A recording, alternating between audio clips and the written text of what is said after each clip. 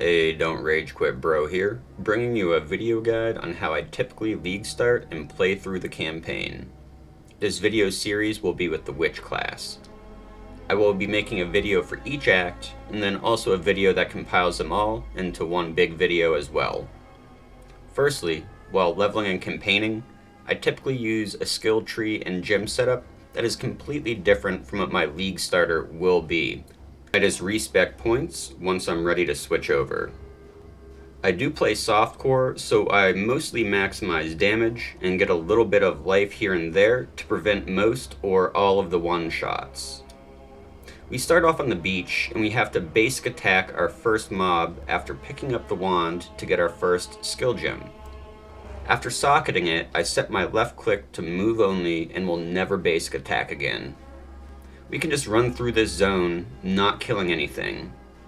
Halfway through we'll find a chest, which gives us our first support gem, Arcane Surge. Socket this in your weapon with Fireball, and then keep running until you get to Hillock at the end. He's pretty slow and stupid, and you can get multiple casts off, and then just sidestep when he starts to do his wind-up animation. Once defeating Hillock, I will typically pick up all of this loot, even if I don't plan on using any of it, just to vendor it and maybe get an extra scroll of wisdom. Speak with Tarkley in town, though I don't usually take a skill gem from him.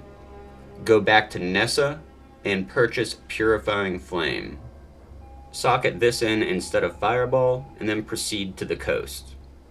Generally speaking, I don't like stopping for one or two mobs, and will frequently herd mobs together to make use of each spell cast. If it's just one or two mobs and no real herding can be done, I just ignore them. Here in the coast there is a unique mob, Fire Fury, and I usually do stop and kill this monster. She does hit pretty hard for this early on, so try and clear as much of the trash mobs as possible before fighting her. Make your way to the end of the zone and get the waypoint near it, then proceed to the Tidal Island. This is a circle layout zone, and halfway through you'll find Hailrake. He's pretty easy to kill, just sidestep and cast and repeat. Pick up the medicine chest and either use a portal scroll to go back to town, or just exit to the character selection screen and log back in. Talk to Nessa and select the Quicksilver Flask as the reward, and I usually take Summon Phantasm support here. This will eventually go with our main skill, but Arcane Surge takes priority early on. I use Quicksilvers very frequently, and if you are lucky and find a second, definitely put this on your belt as well. Go back to the waypoint and go to the coast and proceed to the Mudflats. Here, there are 3 Roa nests that we need to click on and pick up the quest item. They are typically guarded by several packs of Roas, and prior to clicking on the nest, I'll clear the Roas nearby, as when we click on the nest, it will enrage nearby Roas and make them a bit stronger and faster. Once you have all 3 glyphs, follow the right wall of the zone and place them in the wall, and proceed to the submerged passage. Snag the waypoint that's near the entrance, as we'll utilize this in a bit.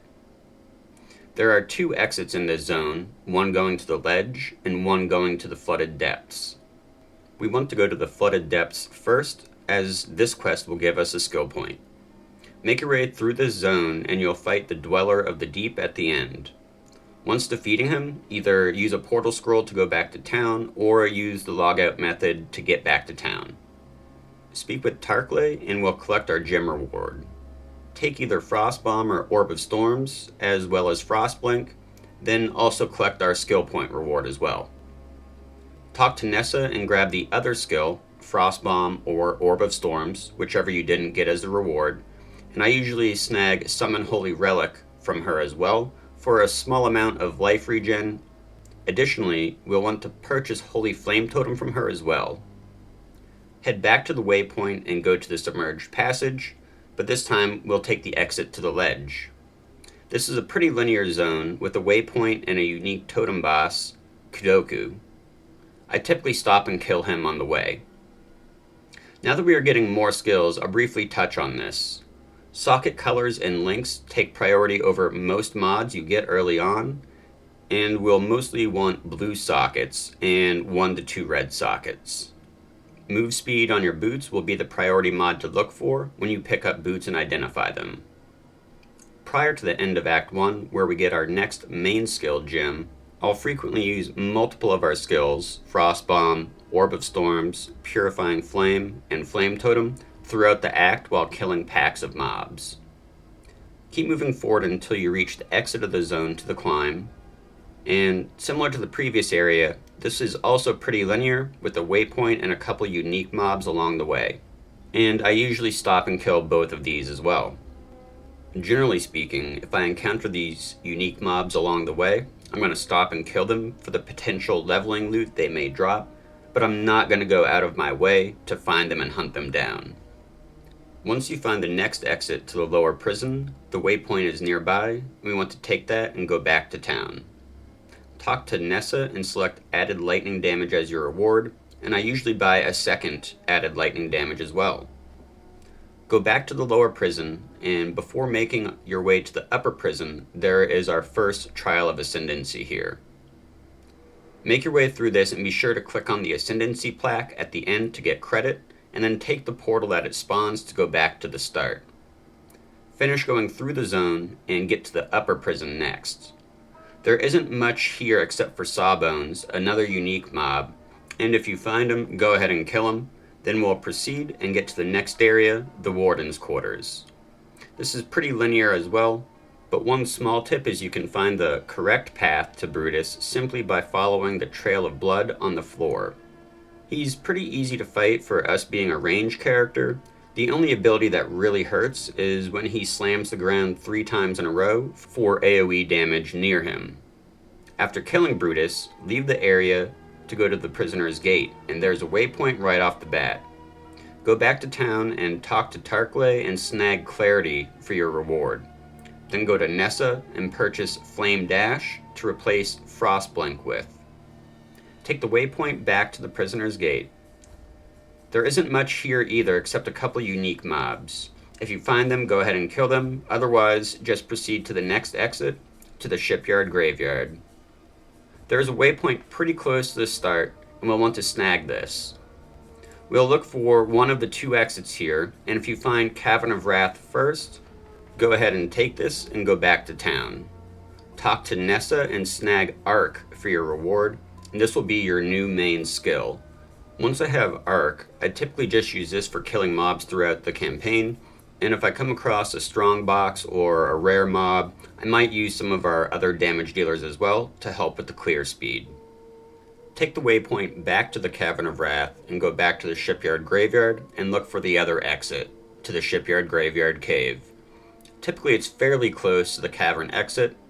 This is a fairly linear zone as well, and we want to go through and kill Strangle Charm and get the quest item from the Slave Girl. Take the exit and we want to make our way back towards the beginning of this zone where we'll find Fairgraves.